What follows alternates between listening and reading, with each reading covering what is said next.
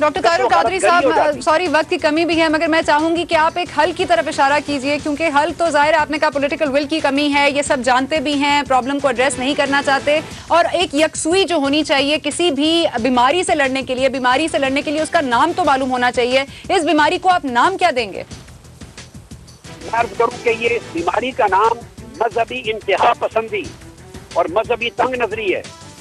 ऐसी तंग नजरी और इंतहा पसंदी और ये जो लोगों की ब्रेन वॉशिंग का एक अमल है, उसका खात्मा करना पड़ेगा और ये ग्रॉस रूट लेवल से खात्मा करने की जरूरत है। स्टेट अवे दहशत गर्दी नहीं पैदा होती, आपने जो बात पूछी, इसकी इब्तिदा कंजर्वेटिज्म से होती है। दीन और मजहब के बारे में कंजर्वेटिव अप्रोच इंसान को एक्सट्रीमिस्ट बनाती है। फिर एक्सट्रीमिज्म आती है इंतहा पसंदी। वो इंतहा पसंदी फिक्र में, अमल में, अकीदे में, तर्ज अमल में, लोगों के साथ बर्ताव में, खवातीन के साथ, मुसलमानों और गैर मुस्लिमों के साथ, हर जगह तंग नजरी होती है, एक्सट्रीमिज्म। उससे रेडिकलिज्म आती है और रेडिकलिज्म फिर टेररिज्म को जन्म देती है। ये नीचे फैक्ट्रियां हैं, ये नर्सरीज हैं, ये एक्सट्रीमिज्म नर्सरी है सोच की। जब तक मकासब फिक्र और मज़ाहिब जो मदारस हैं उनके निसाब को नहीं बदला जाता, और ये जो वहां पूरी की पूरी तालीम दूसरे गुनाहगारों को काफिर बनाने की है। हर एक को, पूरे के पूरे मुल्क को, अगर हुक्मरान गुनाहगार भी हों तब भी उन्हें काफिर बना के उनके खिलाफ जिहाद नहीं होता। अगर फिस्क व फुजूर भी हो रहा हो तब भी कत्ल गारत की इजाजत किसी को नहीं। मगर ये हमारी जो मजहबी पार्टीज हैं तारुल कादरी साहब, उनका क्या आप रोल देखते हैं? क्योंकि वही इफ्स एंड बट्स में ही रहेंगे, या कुछ आपको लगता है कि वो एक मौसर किरदार अदा कर सकते हैं? और अगर नहीं करते तो क्यों नहीं करते? क्या वो डरते हैं? गुजारे ये है, मैं दोनों किस्म की पार्टियों को इकट्ठा कर दूंगा। आपके सवाल में इजाजत दे कि मैं थोड़ा सा एक्सपेंड कर जी बिल्कुल बिल्कुल। रिलीजियस पार्टीज भी जिनका आपने जिक्र किया, मगर at the same time political parties, दोनों के पॉलिटिकल वेस्टेड इंटरेस्ट हैं।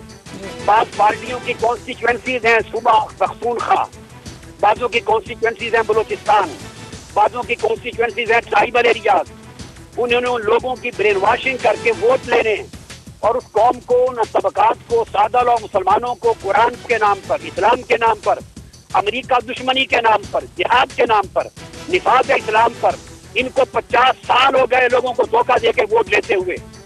ये उनकी मजबूरियां हैं। उनके नजदीक इंसानी खून अर्जा है। अपनी कॉन्स्टिट्यूएंसी को पॉलिटिकली मजबूत रखना ज्यादा अजीज तर है। यही बीमारी सियासी जमातों के है। सियासी जमातें अब आपके सामने है।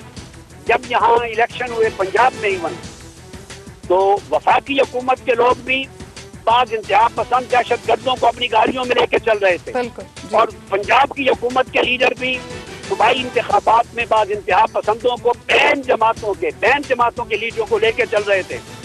ये एक साउथ पंजाब जो है, जंग से लेकर आप बोलो चले जाइए भावलपुर तक, टीटी खान तक, ये थल के पूरे इलाके, बकर लैया, इन इलाकों में वो ये समझते हैं पर्टिकुलरली कि हर कॉन्स्टिट्यूएंसी में 5, 7, 8 हजार वोट हैं। अगर उनकी हमदर्दियां हमारे पास हों तो हम विन करेंगे। ठीक है, आपका पॉइंट क्लियर हो गया। डॉक्टर तारुल कादरी साहब का पॉइंट बिल्कुल क्लियर हो गया। मगर मैं ये चाहूंगी, क्योंकि इस वक्त ये प्रोग्राम बहुत सारे लोग देख रहे होंगे, वो भी जो आज दुखी हैं, वो भी जिन्होंने अपने प्यारों को खोया है, और वो भी जो अब उम्मीद चाहते हैं कि पाकिस्तान में ये ना खत्म होने वाली जो खून बहा शुरू हो गया है, ये कब खत्म होगा? इसके लिए क्या किया जाए? कंजर्वेटिज्म को फाइट करने के लिए क्या, किस चीज की जरूरत है? तालीम की? एक तो मैं पहले एक जुमले में अर्ज कर दूं कि इसकी जिम्मेदार मुल्क की सारी सियासी और मजहबी जमातें यकसा तौर पे जिम्मेदार हैं। इनसे ओझल नहीं है कि दहशतगर्द कौन है, मगर अपने अपने मफादात की वजह से, अपने अपने रुझानात की वजह से और अपने अपने ताल्लुकात की वजह से उन पर पर्दा डाले हुए हैं। टीवी पर उनको नंगा करने को तैयार नहीं, उनके चेहरे कौम को दिखाकर बताने को तैयार नहीं कि दहशतगर्द कौन है। एक, और इसके खात्मे के लिए मैं अर्ज करूं, निजाम तालीम एक इनकलाब चाहिए। मदारस के निसाब को तब्दील करने की जरूरत है। मदारस के निसाब वो पढ़ाए जा रहे हैं जो आज से 300 साल पहले के हालात में मुरतब हुए थे। आज मदारस दीनिया के अंदर उन्हें साइंस पढ़ाई जानी चाहिए, सोशियोलॉजी पढ़ाई जाए, इंटरनेशनल अफेयर्स पढ़ाए जाए।